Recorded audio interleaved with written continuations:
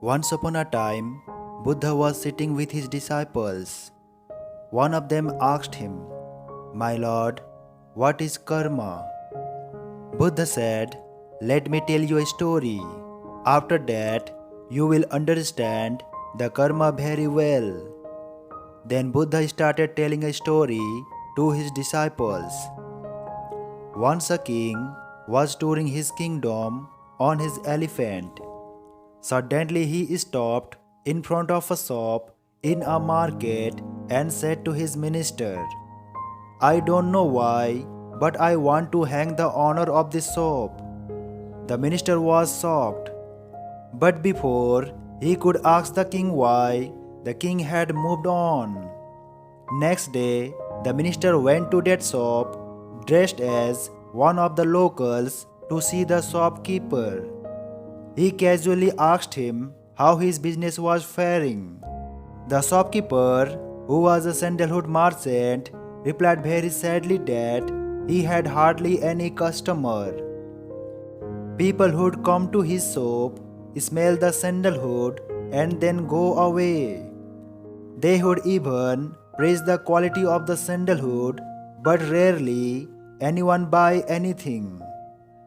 His only hope was that the king of this kingdom would die soon. Then there would be a huge demand for sandalwood for performing his last rituals. As he was the only sandalwood merchant around, he is sure that his business will run after the death of the king. The minister now understood why the king had stopped in front of the shop and expressed a desire to kill the shopkeeper. Perhaps the shopkeeper's negative thought vibration had affected the king, who had in return felt the same kind of negative thought arising within him.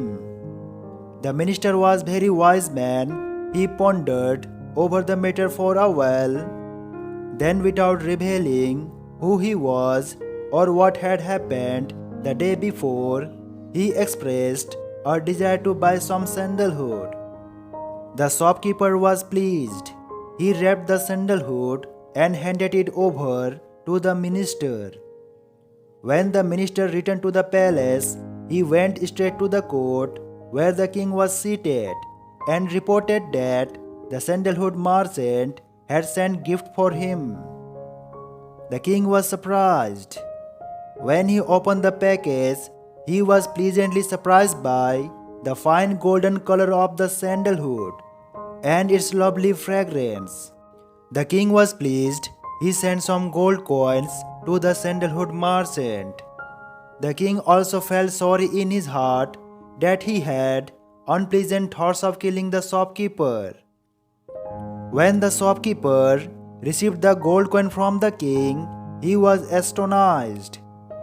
He began to express his gratitude to the king and started praising the king who had, through the gold coins, saved him from the brink of poverty. Then he started repenting for having negative thoughts he had towards the king for his own personal goal. After telling this story to his disciples, Buddha said, "If we had a good and kind thought for another person, then that positive thought will come back to us in a favorable way. But if we harbor evil thoughts for others, then those thoughts will come back to us as retribution." Then Buddha asked his disciples, "After listening to this story, now you tell me, what is karma?" Many disciples replied, "Lord, our words, our deeds, our feelings, and our actions, these all are our karma." Buddha shook his head and said, "Your thoughts are your karma." If we see in our lives, we will find that we will receive what we give to others. If you think bad about someone, then vibrations of bad thoughts towards you will also start rising in the mind of another person. And if you think good for someone, then in return, good thoughts for you will start arising in the mind of another person. This is the law of nature.